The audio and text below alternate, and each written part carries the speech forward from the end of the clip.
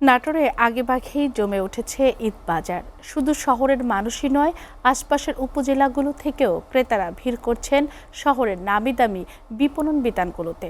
ঈদ কেনাকাটার খবর জানাতে নাটোর থেকে সরাসরি যুক্ত হচ্ছেন সহকর্মী মুস্তাফিজুর রহমান। মুস্তাফিজুর, নাটোরে ঈদের বাজারে নিরাপত্তা ও কেনাকাটা নিয়ে বিস্তারিত আমাদের জানাবেন।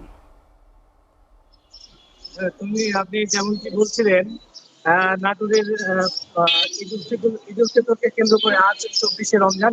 24শে রমজানের এই দিনে আহ, মানুষের কিন্তু শেষ মুহূর্তের কেনাকাটায় ব্যস্ত সময় পার করছেন নাটোরের মানুষজন।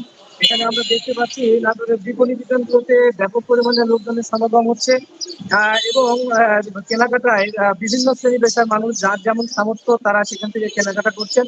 এখানে আমরা বিভিন্ন আহ, আহ, বিপণী কেন্দ্রগুলোতে কেনাকাটায় ব্যস্ত মানুষগুলোকে জিজ্ঞাসা করেছিলাম। তারা বলছেন যে গতবারের তুলনায় এবছরের কেনাকাটায় তারা 10 থেকে 20% বেশি দামের কথা শোনা যাচ্ছে।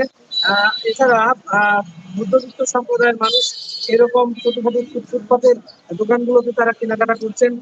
আমরা এই মুহূর্তে একটু যদি দেখাই একটু করে দেখাই তবে সবার মধ্যেই কিন্তু বৈশ্বিক যে পরিস্থিতি তৈরি হয়েছে গোটা পৃথিবী জুড়ে, মানুষ কিন্তু কেনাকাটায় তাদের অর্থনৈতিক যে আগের যে স্বয়ংবরতা সেটা অনেকটা তাদের নষ্ট হয়েছে। তারা বলছেন যে কেনাকাটায় তাদের যে সামর্থ্য সেই সামর্থ্য তারা কিন্তু এখন আগের মতো নেই। আরেকটা জিনিস আমি আপনাদেরকে জানিয়ে রাখি, নাটোর শহরে এর মধ্যে কিন্তু যে শহরগুলো প্রশস্ত হলেও, শহরের রাস্তাগুলো প্রশস্ত হলেও আমরা দেখতে পাচ্ছি যে অটোর নগরীতে পরিণত হয়েছে। অটোর নগরীতে পরিণত হয়েছে এই শহর।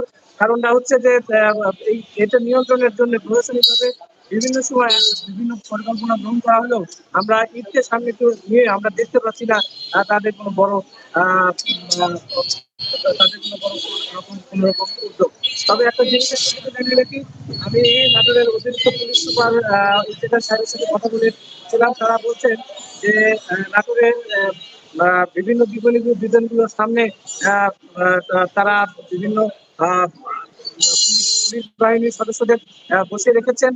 আইন শৃঙ্খলা রক্ষাকারী বাহিনী তাদের কার্যক্রমগুলো পরিচালনা করছেন। সাদা পুলিশেরও তাদের এখানে রয়েছে। কিন্তু আগামী এই 5-6 দিন সুস্থ সুন্দরভাবে এই ঈদ উদযাপন করার জন্য তাদের কেনাকাটা সুন্দর সুষ্ঠুভাবে করতে পারলে তাদের কাছে স্বস্তির নিঃশ্বাস তারা পাবে।